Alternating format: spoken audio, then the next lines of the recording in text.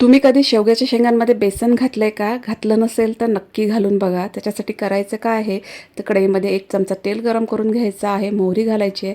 मोहरी तडतडली की अर्धा चमचा जिरं घालायचं. जिरं फुललं की नंतर मग हिंग घालायचा आहे आणि नंतर मग ह्याच्यामध्ये आपल्याला हा लसूण आणि हिरवी मिरचीचा ठेचा घालायचा आहे. तो खलबत्त्यामध्येच कुटून घ्यायचा. फ्लेवर खूप छान येतो.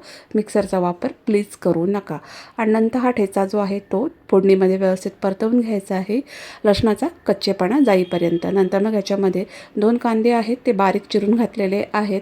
कांद्याचं प्रमाण थोडं जास्त ठेवायचं म्हणजे टेस्ट आपली खूप छान येते. कांदा मऊ पडेपर्यंत मीडियम गॅस फ्लेमवर परतवून घ्यायचा आहे. तर कांदा आपला मस्त असा मऊ पडला की नंतर मग आपल्याला याच्यामध्ये अर्धी वाटी हा भाजलेल्या शेंगदाण्याचा कूट घालायचा आहे. 1 चमचा आपल्याला याच्यामध्ये हळद घालायची आहे आणि थोडी बारीक चिरलेली कोथिंबीर घालायची आहे आणि हे छान अगदी एकत्र करून घ्यायचं आहे. तर मस्त असा आपला हा शेवग्याच्या शेंगांचा आणि बेसनचा पदार्थ इथं तयार होणार आहे. ते छान असं सगळं परतवून घेतल्यानंतर एक शेवग्याची शेंग आहे ती मी अगोदरच उकडून घेतलेली आहे. तर ती पाण्यासकट मी याच्यामध्ये घातलेली आहे. चवीप्रमाणे मीठ घालायचं आहे. शेवग्याच्या शेंगांचं प्रमाण तुम्हाला कितपत आवडतं त्या प्रमाणात तुम्ही जास्त घ्यायचं आहे. थोडं पाणी घालायचं आहे आणि बघा हे आपलं असं पातळसर मिश्रण तयार झालं. त्याला एक उकळी येऊ द्यायची आहे.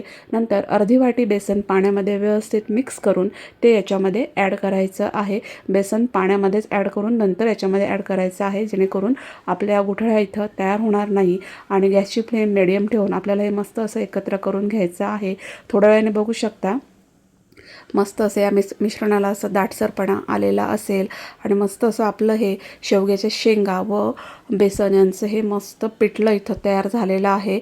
तर छान एकदम रेसिपी आहे. एक वाफ द्यायची आणि मस्त असं आपलं हे शेवग्याच्या शेंगा आणि बेसनचं पिठलं तयार झालेलं आहे. तुम्ही हे भाकरी सोबत खाऊ शकता, चपातीसोबत खाऊ शकता किंवा भातासोबतसुद्धा खाऊ शकता. खूप अप्रतिम लागतं. नक्की याप्रमाणे एकदा ट्राय करून बघा. तर मस्त अशी ही शेवग्याच्या शेंगा आणि बेसनची रेसिपी तुम्हाला कशी वाटली ती मात्र कमेंट्समध्ये नक्की सांगा. आणि जर हा व्हिडिओ आवडला असेल तर त्याला लाईक करा, शेअर करा. माझ्या चॅनलला मात्र नक्की सबस्क्राईब करा. तर मस्त भाकरीसोबत मी हे पिठलं केलेलं होतं. खूप अप्रतिम झालेलं होतं. तर तुमच्याकडे समजा कुठली भाजी नसेल तर तुम्ही ही भाजी अशी ट्राय करू शकता. तर अप्रतिम अशी ही रेसिपी आहे. नक्की ट्राय करा आणि व्हिडिओ बघितल्याबद्दल धन्यवाद.